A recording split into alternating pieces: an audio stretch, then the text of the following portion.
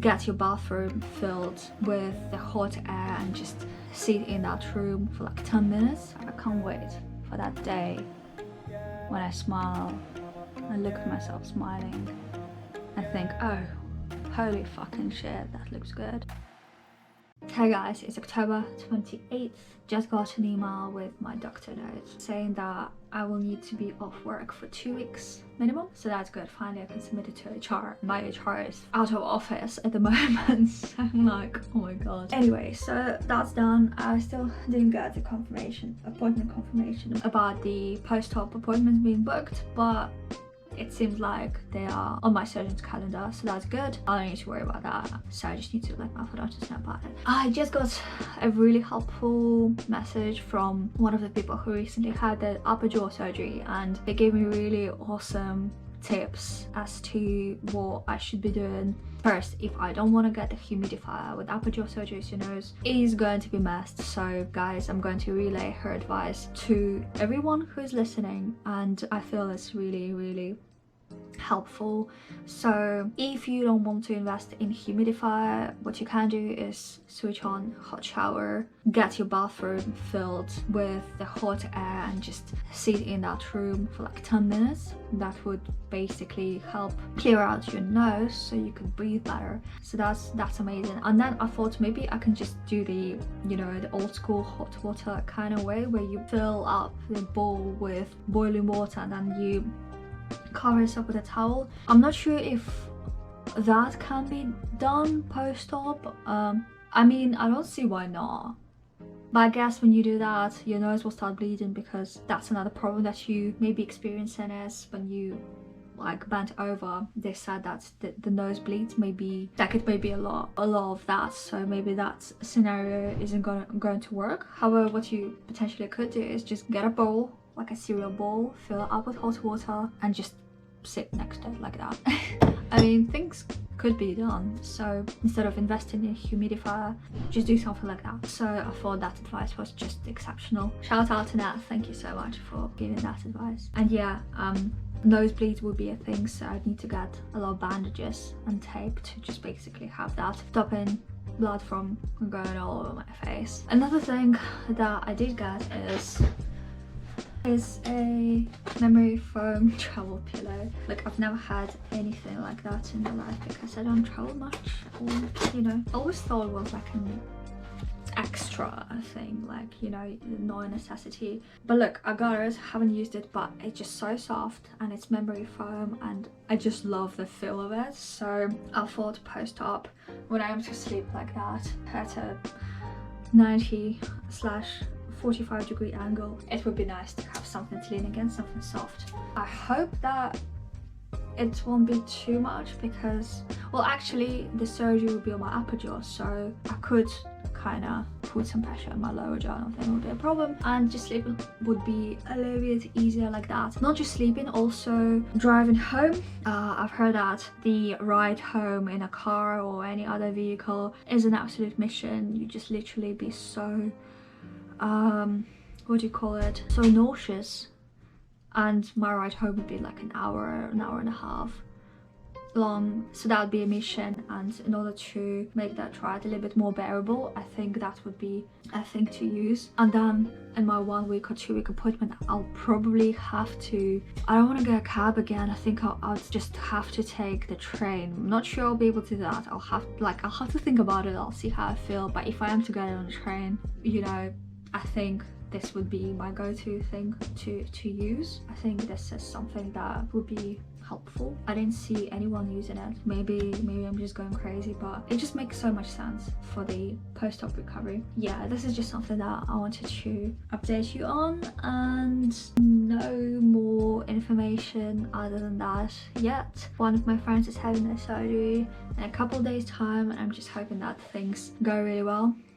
Sending all the positive energy, things being super amazing, and yeah, we'll be there for each other. So I just came back from the gym, the usual stuff, and while I was at it, I was like, the amount of COVID cases is going up like crazy in London at the moment, and I should probably be more careful these days with what I do, and I'll probably need to self-isolate or something before the surgery, after the COVID test. Having said that, I really want to be going to the gym, but if I think next week I'll just work out at home instead, because I think I need to be more careful. And at the same time, I have a couple of things that I'll be doing during this time before my surgery. For example, I will be seeing Eliza Schlesinger, my favorite comedian. If you haven't seen her, you are missing out, guys. Go on Netflix, search Eliza Schlesinger stand-up. You'll laugh your asses off, guys. I promise you, she's that good. She's amazingly awesome at stand-up. I bought the tickets actually to see her in 2020 before COVID hit in Jan, and then it got rescheduled and it got rescheduled again, and then finally she's coming over, so we're seeing her next Wednesday. Apart from that, I've just gone to see June. Incredibly amazing. Go watch it, guys. And then this Friday, my boyfriend wanted to go see Friday Night in Soho or something, so I'm going cinema. And then the last thing I'm doing, I have my laser appointment next week, Saturday. So a lot of outings this last 2 weeks. I'll have to be extremely careful wearing masks, sanitizing myself every 2 minutes. But I have a good feeling it'll be okay, I'm sure. But yeah, go watch Eliza Schlesinger stand-ups. They're absolute gold, you guys. Absolute gold. Not the movie that she did recently. The movie wasn't great, but her stand-up. Okay, so I got good news. Basically, my manager called me today saying that the promotions did come through in the end. Someone pushed for it very hard, and we are getting our promotions. The fucked up thing though is that the salary that I did get today was the exact same salary that I usually get, and the promotion was supposed to come through this month, so they'll be looking into that. But just know that someone did push for it again, like hard. It came into life. Just such a relief. So that's good news. The bad news is Lyra has one of his eyes really clouded, and usually it is a sign of an infection or something, conjunctivitis or something, I don't know. So I'm going to take him to the vet in a couple of hours to see what's happening. Really worried about him. He's doing fine. I mean, he's running around being the usual Lyra, being curious, playing with other cats, eats, it's normal, so everything is fine. But just one of his eyes is like really cloudy. Oh, he wants to go outside. Do you want to go outside? You want to go outside, don't you? You want to go outside? There's so many moving parts outside. There's a moving bush, there's moving everything. You can't see it on camera. Okay, well, gotta go to the vet in a couple of hours, check him out, see what needs doing. On our way to the vet, and Lyra's eyes are looking a little bit better, but I guess it's good to check because he does have weird discharge for that eye, and he has had it for a while, so hope nothing serious. And luckily our vet is only like a 2-minute walk from where we are, so that's good. With my surgery so very fast approaching, oh my god, I cannot believe that it is actually happening in 1 week from now. I probably started to freak out. Not too much, but I think the closer it gets, the more freak out I'll get. I guess everyone is the same. I was talking to someone recently. I've noticed that the last couple of days prior to surgery are the most nerve-wracking, and then as most surgeries happen early in the morning, you need to wake up at like 4 a.m. or 5 a.m. to get to the hospital. Your body is still trying to wake up, so not much nerves are there. I think in the morning, my expectation of that morning is just being quite excited and a little bit nervous, but more excited than nervous. Definitely a couple of days, but I'll just be so nervous and so all over the place, you know. One of my biggest anxieties, okay, probably not one of the biggest, but one of them is literally oversleeping on the day. I'm so worried that I'll have to set 10 billion alarms, and I'll also set alarms on my computer or something, I don't know, my boyfriend's phone. And with that anxiety came something very interesting. For the last 3 days, I've been naturally waking up at around 4 or 5 and having some kind of insomnia.